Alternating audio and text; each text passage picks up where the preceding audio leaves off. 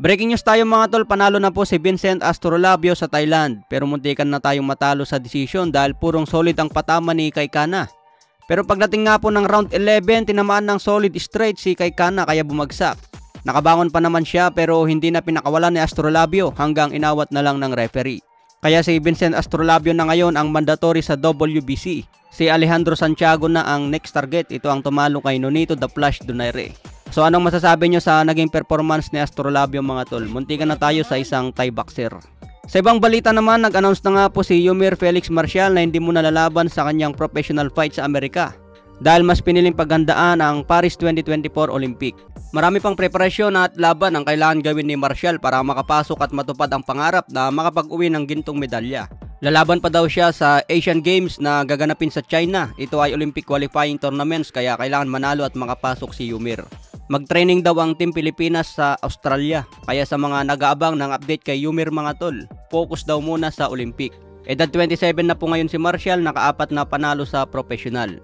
Medyo matagal pa ang kailangan lakbayin bago mapalaban sa mga contender ng 160 pounds. Puro malalakas pa naman ang kalaban sa middleweight division. Pero antayin po natin ang muling pagbabalik ni Yumir at suportahan po natin ang Team Pilipinas sa Olympic. Sa iba pang balita, Shakur Stevenson nakitaan ng senyales na sobra daw ang takot ni Haney sa kanya. Matapos daw kasi ang laban ni Haney kontra Lomachenko, umakyat si Stevenson sa ring. Dapat daw ang ginawa ni Haney, nakipag-usap man lang siya at pinakitang interesado lumaban. Ginawa daw kasi yan ni Haney kay Lomachenko. Matapos ang laban, umakyat sa ring. Hinarap naman daw siya ni Loma at hindi umalis. Ginawa rin ni Haney kay Ryan Garcia, hindi naman tinalikuran. Pero bakit noong si Stevenson na daw ang umakyat sa ring at hamunin si Haney? Bakit daw hindi man lang lumapit at humarap sa kanya si Haney? Bigla na lang daw umalis si Haney at pinagmalaki na siya ang undisputed champion. Kaya dito daw nakita ni Stevenson na sobra ang takot ni Haney. Umakyat pa raw sa 140 para lang makaiwas sa kanya. So anong masasabi nyo dyan mga tol? Umiwas ba talaga si Devin Haney?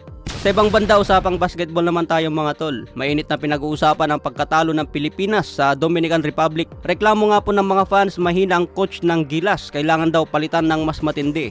Isa na nga po dyan si Rendon Labrador. Kung gusto daw ng Gilas na manalo kahit isa, kailangan palitan ang coach na hindi nagchochoke.